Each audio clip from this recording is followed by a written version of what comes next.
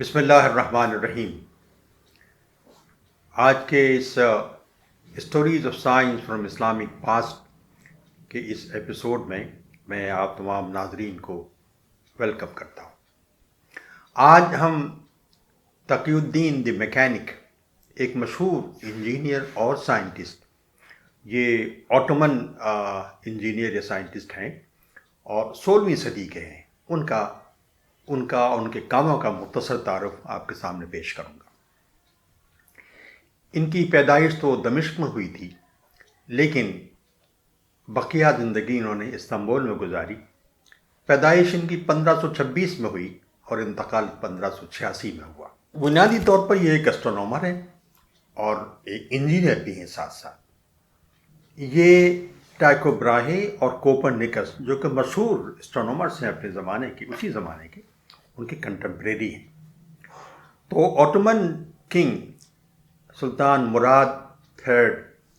مراد سوئم نے ان کو استنبول بلایا اور ان کے لیے بہت بڑی ایک آبزرویٹری قائم کی۔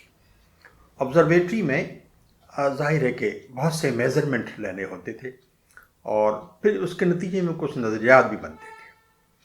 تو انہوں نے یہ وہاں پر کام شروع کیا۔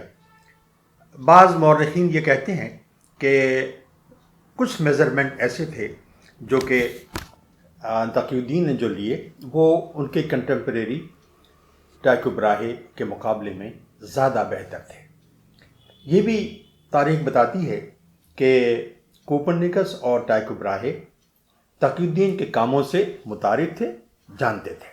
تو یہ جو آبزرویٹری بنی استنبول میں، اس میں انہوں نے جب کام کا آغاز کیا تو ایک پہلا کام جو مورخین نے نوٹ کیا ہے، جو بہت امپورٹنٹ ہے، بہت انٹرسٹنگ ہے، انہوں نے یہ کہا ہے کہ تقی الدین نے اس آبزرویٹری میں یہ جو سورج جب اپنے دائرے میں گھومتا ہے تو کس مقام پر، کس آربٹ میں کس مقام پر وہ زمین سے سب سے زیادہ فاصلے پر ہوتا ہے، جس کو سنس اپوجی کہتے ہیں، اپوجی، تو کس مقام پر ہوتا ہے، اس کے میزرمنٹ اور دوسرے کنٹمپریری جو اسٹرونومر تھے یورپ کے، ان کے مقابلے میں زیادہ ایکوریٹ تھے، زیادہ بہتر تھے۔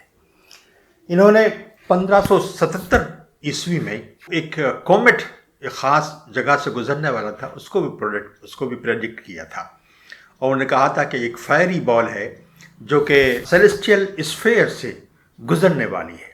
یہ پریڈکشن اس زمانے میں ٹائکو براہے نے بھی کیا تھا۔ دوسری بات یہ ہے کہ انہوں نے اس آبزرویٹری میں رہ کر یہ جو بہت سے کوآرڈینیٹس ہوتے ہیں، اسٹارز کے کوآرڈینیٹس جو ہیں، ان کا میزرمنٹ کیا، اور یہ میزرمنٹ بہت معیاری، بہت بلند پایا نوعیت کے تھے۔ اس کے علاوہ اسٹرونومیکل کاموں کے علاوہ انہوں نے کچھ کام انجینئرنگ سائڈ میں بھی کیے تھے۔ مثلا ان کی ایک کتاب، انہوں نے بہت سی کتابیں لکھی، ان میں سے ایک کتاب جو ان کی میکینیکل گھڑیاں تھیں۔ دیکھیے، گھڑیاں اس سے پہلے ہائیڈرولک نیچر کی تھیں، یعنی پانی کو استعمال کرتے تھے، جیسا کہ میں نے کسی پروگرام میں الجزری کے بارے میں کہا ہے۔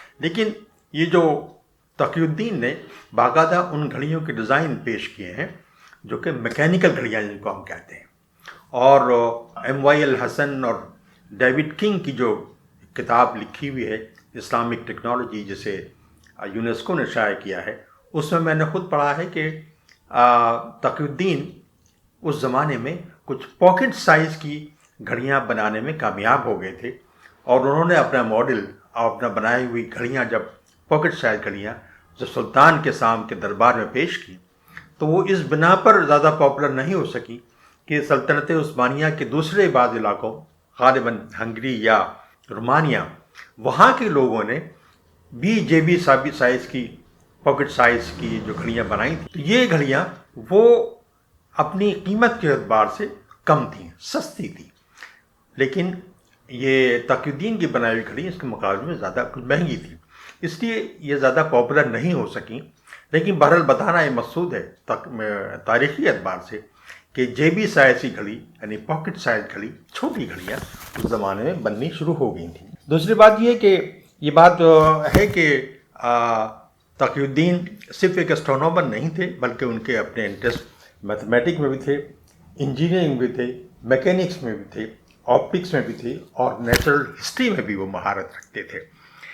1551 के उनके लिखे हुए एक रिसाले के से ये मालूम होता है कि उन्होंने एक स्टीम से रोटेट होने वाला एक टरबाइन का तस्करा उसमें किया है, यानी स्टीम को ख़ास डायरेक्शन में छोड़कर वो कुछ ऐसी यानी रोटर्स को चलाते थे और वो रोटेट करते थे, गोया कि यानी मैकेनिकल एनर्जी पैदा कर रहे थे। वो काइनेटिक एनर्जी को वो मैकेनिकल एनर्जी में कन्वर्ट कर रहे थे। और साहिब नज़र को ये बात यह अंदाज़ा होना चाहिए कि basically he was adding to the construction और to the making of steam engine. Steam engine में इस तरह का स्टीम टरबाइन बाद में इस्तेमाल हुआ, लेकिन स्टीम टरबाइन का तसव्वुर को डेवलप करने में तकीउद्दीन का भी हाथ है, तकीउद्दीन द मैकेनिक का भी हाथ है। तो ये एक इम्पॉर्टेंट फाइंडिंग है कि किसी एक फ़र्द की बिना पर कोई चीज़ नहीं बनती, बल्कि बहुत से लोग मिल के इसको बनाते हैं। वो कि इसमें टाइम का डिफरेंस होता है, कुछ लोग पहले कुछ काम कर लेते हैं, फिर वो काम उस बड़े काम का एक हिस्सा बन जाता है।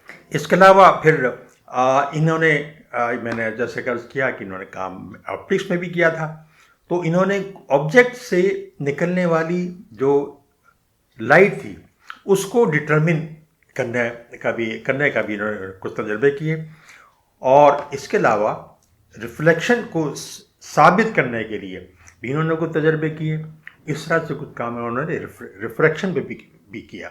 ये बहुत इंपॉर्टेंट कंट्रीब्यूशन है। ज़ाहिर छोटे छोटे हैं जो मैंने बयान किया आपके सामने, इनको तारीख़ का या भाई बल्कि ये कहा जाए कि आलम इस्लाम का आखिरी सबसे बड़ा साइंटिस्ट कहा जाता है।